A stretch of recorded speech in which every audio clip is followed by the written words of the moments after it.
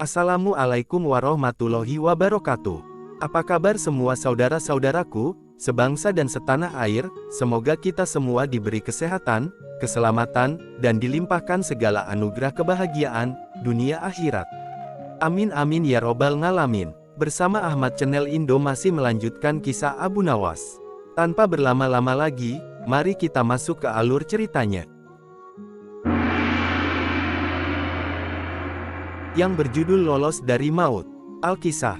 Saat itu Abu Nawas baru saja pulang dari istana setelah dipanggil Baginda. Ia tidak langsung pulang ke rumah, melainkan berjalan-jalan lebih dahulu ke perkampungan orang-orang Badui. Ini memang sudah menjadi kebiasaan Abu Nawas yang suka mempelajari adat istiadat orang-orang Badui. Pada suatu perkampungan, Abu Nawas sempat melihat sebuah rumah besar yang dari luar terdengar suara hingar-bingar, seperti suara kerumunan puluhan orang. Abu Nawas tertarik ingin melihat untuk apa orang-orang Badui berkumpul di sana. Ternyata di rumah besar itu adalah tempat orang Badui menjual bubur haris, yaitu bubur khas makanan para petani. Tapi Abu Nawas tidak segera masuk ke rumah besar itu, merasa lelah dan ingin beristirahat, maka ia terus berjalan ke arah pinggiran desa. Abu Nawas beristirahat di bawah sebatang pohon rindang. Ia merasa hawa di situ amat sejuk dan segar, sehingga tidak berapa lama kemudian Abu Nawas merasa mengantuk dan tertidur di bawah pohon. Abu Nawas tak tahu berapa lama ia tertidur, tahu-tahu ia merasa dilempar ke atas lantai tanah. Brak-brak, ia pun tergagap bangun. Kurang ajar, siapa yang melemparku? Tanyanya heran sembari menengok kanan kiri. Ternyata ia berada di sebuah ruangan pengap berjeruji besi, yang suasananya seperti di dalam penjara. Hai, keluarkan aku, kenapa aku di penjara di sini? Tidak berapa lama kemudian, muncullah seorang Badui bertubuh besar. Abu Nawas memperhatikan dengan seksama, ia ingat orang inilah yang menjual bubur haris di rumah besar di tengah desa. Jangan teriak-teriak, cepat makan ini, kata orang itu sembari menyodorkan piring ke lubang ruangan. Abu Nawas tidak segera makan. Mengapa aku di penjara? Teriak Abu Nawas geram. Kau akan kami sembelih, dan akan kami jadikan campuran bubur haris, kata orang tersebut pada Abu Nawas. Apa? Jadi yang kau jual di tengah desa itu bubur manusia? Kata Abu Nawas. Tepat, itulah makanan favorit kesukaan kami, kata orang itu menjawab. Kami, jadi kalian sekampung suka makan daging manusia? Iya, termasuk dagingmu, sebab besok pagi kau akan kami sembelih. Kata orang itu, sejak kapan kalian makan daging manusia? Oh, sejak lama, setidaknya sebulan sekali kami makan daging manusia. Dari mana saja kalian dapatkan daging manusia? Kami tidak mencari kemana-mana, hanya setiap kali ada orang masuk atau lewat di desa kami, pasti kami tangkap dan akhirnya kami sembelih untuk dijadikan bubur haris. Abu Nawas diam sejenak, ia berpikir keras. Bagaimana caranya bisa meloloskan diri dari bahaya maut ini? Ia merasa heran, kenapa Baginda tidak mengetahui bahwa di wilayah kekuasaannya ada kanibalisme, ada manusia makan manusia. Barangkali para menteri hanya melaporkan hal yang baik-baik saja, pikir Abu Nawas. Mereka tidak mau bekerja keras untuk memeriksa keadaan penduduk negerinya, pikir Abu Nawas. Baginda harus mengetahui hal seperti ini secara langsung, kalau perlu. Gumam Abu Nawas dalam hati. Setelah pemberi makan berupa bubur Badui itu meninggalkan Abu Nawas. Abu Nawas tentu saja tak berani makan bubur itu, jangan-jangan bubur manusia. Ia menahan lapar semalaman tak bisa tidur, tubuhnya yang kurus makin nampak kurus. Esok harinya Badui itu datang lagi. Bersiaplah sebentar lagi kau akan mati. Abu Nawas berkata, tubuhku ini sangat kurus, kalaupun kau sembelih, kau tidak akan memperoleh daging yang banyak. Kalau kau setuju, nanti sore akan kubawakan temanku yang bertubuh gemuk. Dagingnya bisa kalian makan selama 5 hari. Benarkah?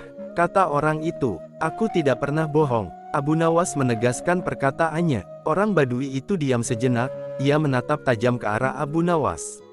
Entah kenapa akhirnya orang Badui itu mempercayai dan melepaskan Abu Nawas. Abu Nawas langsung pergi ke istana menghadap Baginda Raja. Setelah berbasa-basi, maka Baginda Raja bertanya kepada Abu Nawas.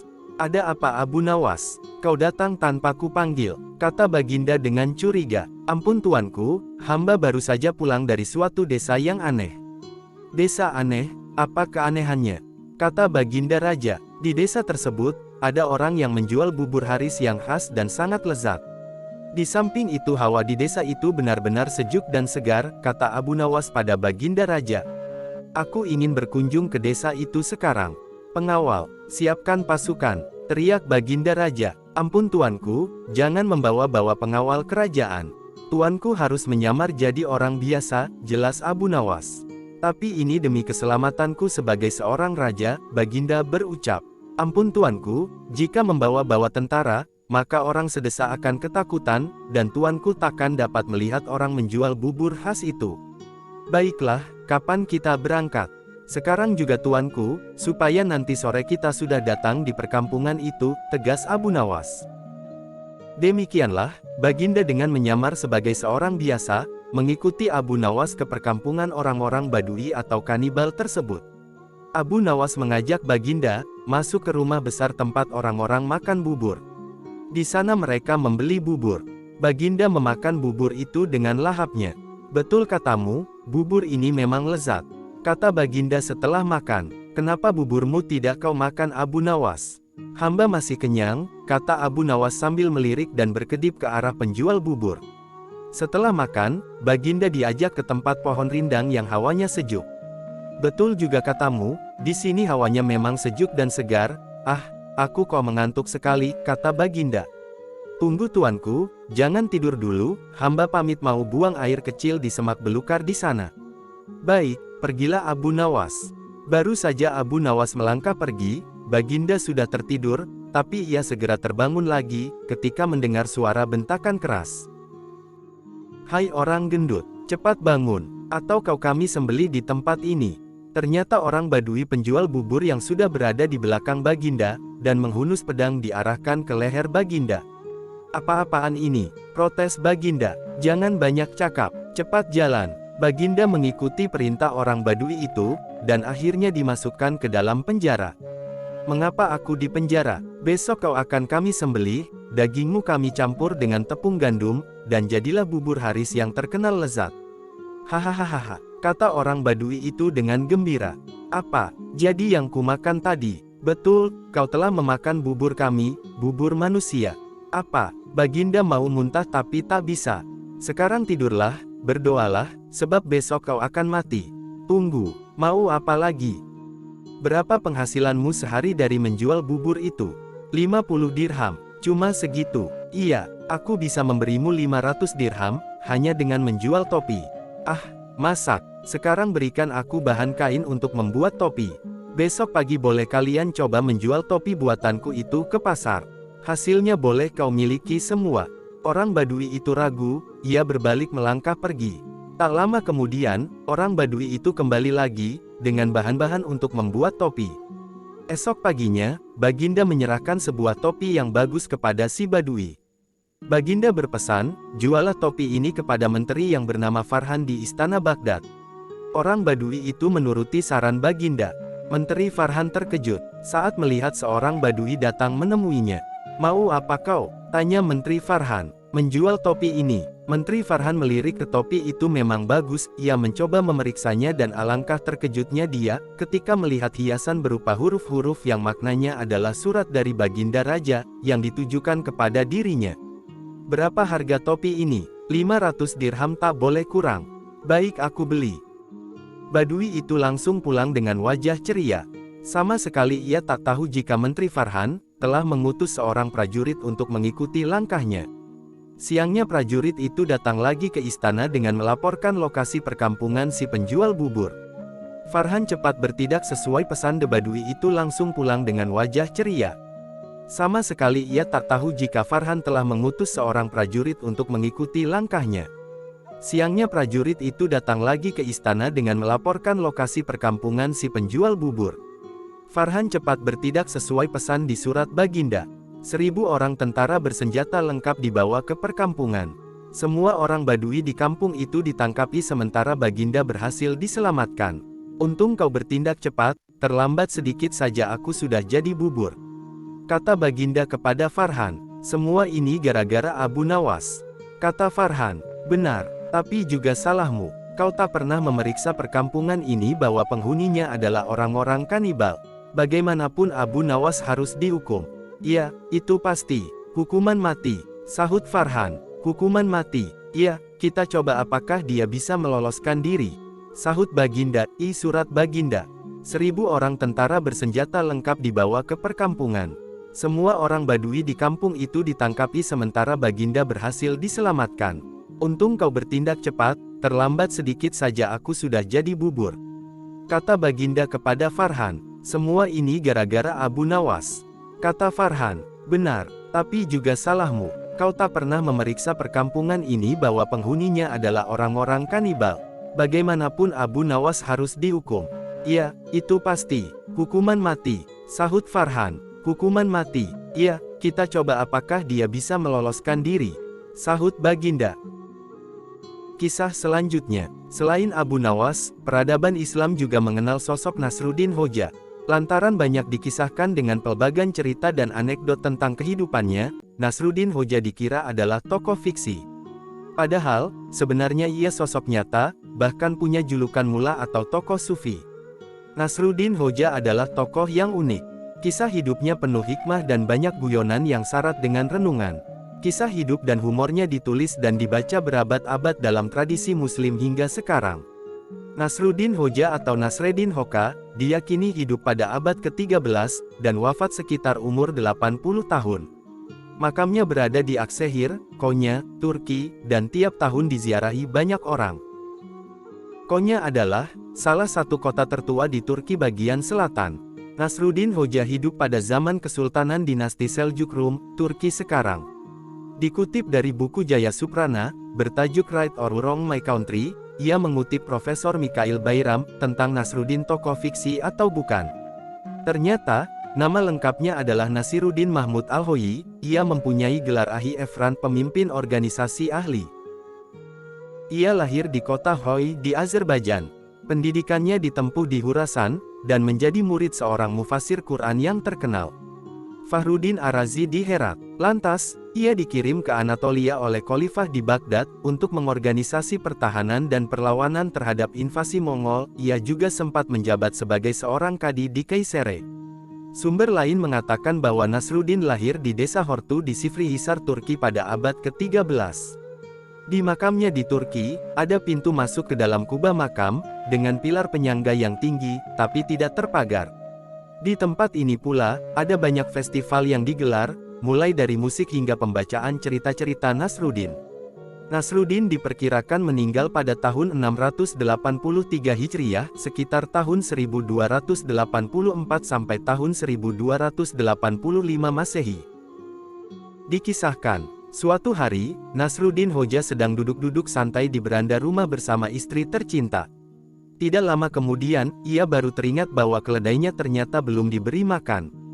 Nasruddin Hoja lalu menoleh ke arah istrinya, dan mengatakan sesuatu. "Berdirilah dan berilah makan keledai kita," ucapnya. Dikarenakan istrinya sudah capek, karena seharian mengerjakan pekerjaan rumah, sang istri pun menolaknya. "Kamu saja yang berdiri dan berilah makan keledai," balas istrinya sambil cemberut. Nasruddin yang tengah malas-malasan, tetap bersikukuh tidak mau memberi makan keledainya itu. Akibat tidak ada yang mau mengalah, pertengkaran dan adu mulut pun akhirnya terjadi. Setelah lelah bertengkar, dibuatlah kesepakatan, siapa yang pertama berbicara, ia harus memberi makan keledai tersebut. Nasruddin pun memilih duduk di pojok ruangan. Hingga beberapa jam berlalu, ia masih juga tidak ada suara. Nasruddin betul-betul tidak bergerak maupun berbicara. Melihat kelakuan suaminya itu, istrinya pun menjadi marah, dan meninggalkan Nasruddin sendirian di rumah. Sang istri pergi ke rumah tetangga dan menceritakan kelakuan suaminya.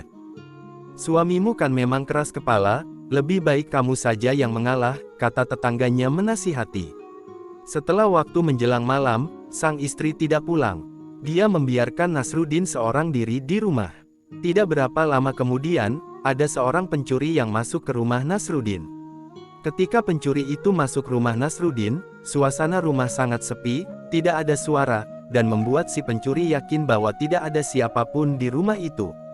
Namun sang pencuri sempat terkejut, karena waktu melihat ke arah pojok ruangan ada sosok Nasruddin yang duduk terdiam. Sambil matanya Nasruddin terus melotot ke arah si pencuri tersebut.